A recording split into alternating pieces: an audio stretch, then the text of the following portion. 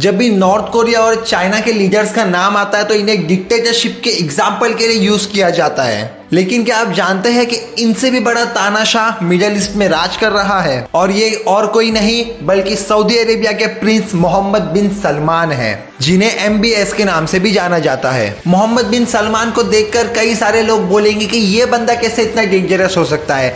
तो मैं आपको बता दूं, वॉशिंगटन पोस्ट के जर्नलिस्ट जमाल खशोगी की हत्या या अपने ही भाई से सत्ता छीनकर उसे जेल में डालना हो, देश के बिलियनर्स को किडनैप करना हो या रिलीजियस लीडर्स के खिलाफ जाकर काम करना, यहाँ तक कि इन्होंने तो एक देश के प्राइम मिनिस्टर को किडनैप करके उनसे इस्तीफा भी दिलवाया था।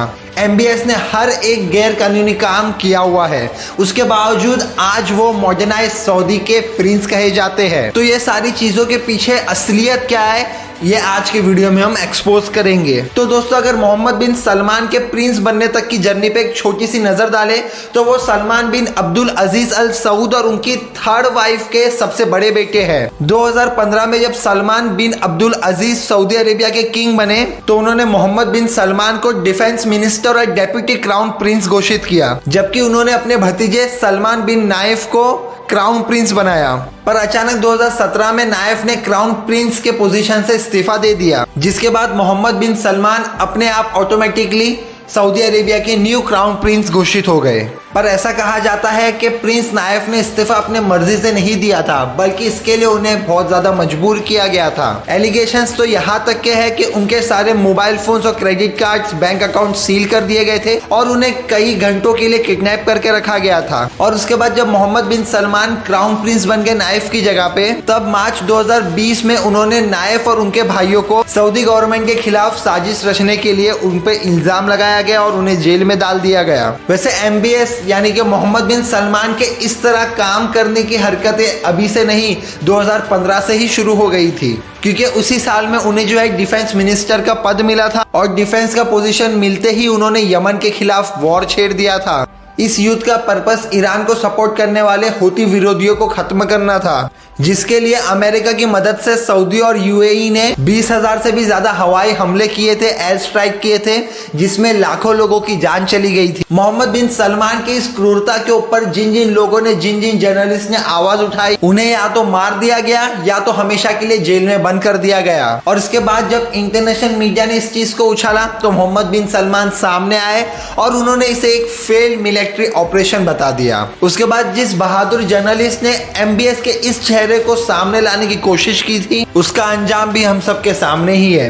एक्चुअली हम बात कर रहे हैं famous journalist Jamal Ahmad Khashoggi की, जो द वॉशिंगटन पोस्ट और मिडल ईस्ट आई के लिए लिखते थे। जमाल ने अपने एक रिपोर्ट में मोहम्मद बिन सलमान को यमन में हुई लोगों की हत्या के लिए भी जिम्मेदार ठहराया और लोगों के सामने उनकी सच्चाई लाने की कोशिश की। और उनके रिपोर्ट में उन्होंने ये भी बताया कि जब से मोहम्मद बिन सलमान प्रिंस बने हैं सऊदी अरेबिया में, तब से मौत की सजा पाने वालों की संख्या बढ़ गई है, क्योंकि मोहम्मद बिन सलमान अपनी सत्ता के खिलाफ किसी भी आवाज उठाने वाले को सीधा मौत के घाट उतार देते थे। हालांकि इन सब चीजों के बाद जमाल को अपनी जान बचाने के लिए देश छोड़कर भागना पड़ा, लेकिन फिर भी वो MBS से नहीं बच पाए। यूनाइटेड नेशंस की एक फॉर्मर रिपोर्टर एग्नेस कैलमर्ट का कहना है कि इस्तांबुल में मौजूद सऊदी कॉमर्स एम्बेसी के अंदर सऊदी एजेंट्स की एक टीम ने जमाल की बहुत ही बेरहमी से हत्या कर दी थी। और लोगों का यह कहना है कि प्रिंस ने ये इसलिए कराया था, मोहम्मद बिन सलमान ने, ताकि ये एक एग्जाम्पल सेट हो पाए कि आज के बाद से कोई भी अगर उनके सत्ता या उनके खिलाफ आवाज उठाएगा, उंगली उठाएगा, तो उसका यही हश्र होगा। लेकिन फिर इस पर सऊदी के ऑफिशियल्स ने कहा कि इस हत्या से MBS यानी कि मोहम्मद बिन सलमान और सऊदी गवर्नमेंट का कोई रिलेशन नहीं है, और इसीलिए अमेरिकन जुडिशरी ने भी मोहम्मद बिन सलमान को इस हत्या के आरोप से रिलीज कर दिया। लेकिन इस फैसले को सुनाने के बाद अमेरिकन जज जॉन बेट्स ने कहा कि उनके पास सऊदी प्रिंस को छोड़ने के अलावा और कोई ऑप्शन नहीं था, और इससे साफ जाहिर होता है कि यह फैसला सऊदी प्रिंस के दबाव में आकर उनके फेवर में दिया गया। और इससे अब आपको ये तो समझ में आ ही गया होगा कि मोहम्मद बिन सलमान कितने पावरफुल और ताकतवर इंसान है। लेकिन ये तो बस इनकी क्रूरता का एक छोटा सा पार्ट था। आइए चलिए आपको जो है मोहम्मद बिन सलमान सलमान के कुछ और कंट्रोवर्सीज और सीक्रेट्स के बारे में बताते हैं। अब जो मैं आपको बताने वाला हूँ शायद वो सुन के आप लोगों के होश उड़ जाएंगे। जी हाँ दोस्तों, मैं बात कर रहा हूँ किडनैपिंग की, लेकिन कोई अरे गहरे छोटे मोटे इंसान की नहीं। यहाँ पे हम बात कर रहे हैं लिबनान के पीएम की किडनैपिंग। तो दोस्तों, क्या आपने कभी सुना है कि कोई नेता किसी देश के दौरे पे गया हो और उसी दौरे के दौरान उसने अपने पोजीशन से इस्तीफा दे दिया हो? यकीनन नहीं सुना होगा,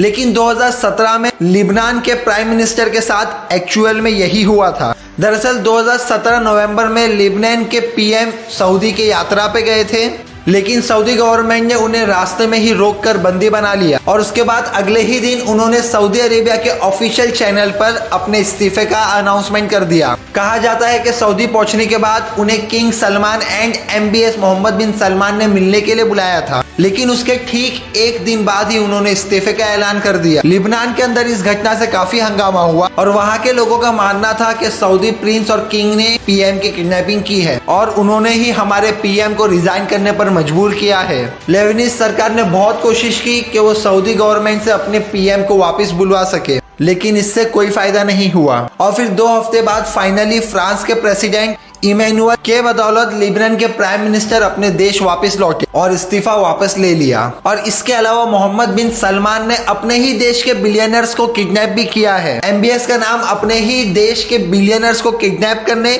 और उनसे फिरौती वसूलने में भी आगे आया था। ये बात 2017 की है, जब अचानक सऊदी के सिक्योरिटी फोर्सेस ने देश के बड़े बड़े बिलियनर्स पे करप्शन का चार्ज लगा के उन्हें गिरफ्तार कर लिया था और अरेस्ट करते ही इनके बिजनेसेस को सील और बैंक अकाउंट को सीज कर दिया गया था। लेकिन हैरानी की बात यह है कि इन लोगों को जेल में नहीं बल्कि एक आलीशान होटल में कैद किया गया था और वहां पर उन्हें टॉर्चर भी किया गया था। और न्यूयॉर्क टाइम्स के एक रिपोर्ट में यह भी बताया गया कि इस मामले में टोटल 17 लोगों को किडनैप किया गया था और इन लोगों को इतना मारा गया था कि बाद में इन्हें हॉस्पिटल में एडमिट करना पड़ा था।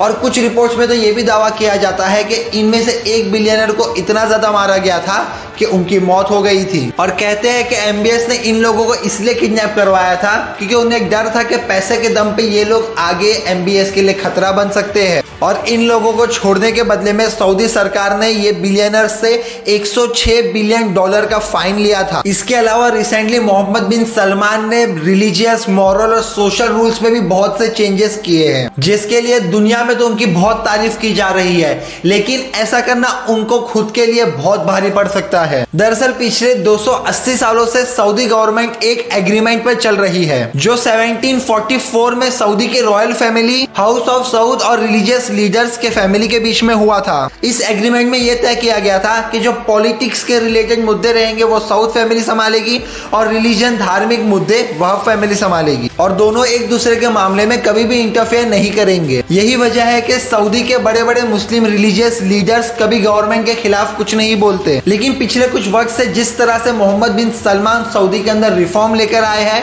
तो उस वजह से ये एग्रीमेंट टूटा हुआ दिखाई दे रहा है। असल में रिलीजियस पुलिस से लोगों को अरेस्ट करने की पावर छीनना, औरतों को गाड़ी चलाने की इजाजत देना और म्यूजिक कंसर्ट करवाना, ये MBS के कुछ ऐसे डिसीजंस थे जिस वजह से सऊदी के मुस्लिम लीडर्स गवर्नमेंट को काफी क्रिटिसाइज कर रहे हैं। और फिर बाद में गवर्नमेंट ने कुछ लोगों को इनमें से अरेस्ट भी करवाया है। अब इससे एक ये भी डर है कि मोहम्मद बिन सलमान के इन फैसलों की वजह से सऊदी अरेबिया के अंदर कहीं सिविल वॉर न छिड़ जाए। और लोगों का यह भी कहना है कि मोहम्मद बिन सलमान ऐसे फैसले लेने में खुद भी मजबूर है क्योंकि उन्हें पता है कि आने वाले टाइम में जो ऑयल है एक न एक दिन खत्म हो जाएगा, इसलिए वो सऊदी की इकोनॉमिक डिपेंडेंसी को ऑयल से शिफ्ट करना चाहते हैं। और इसके लिए उन्होंने सऊदी विजन 2030 और न्यूयॉर्क सिटी जैसे प्रोजेक्ट भी लॉन्च किए हैं।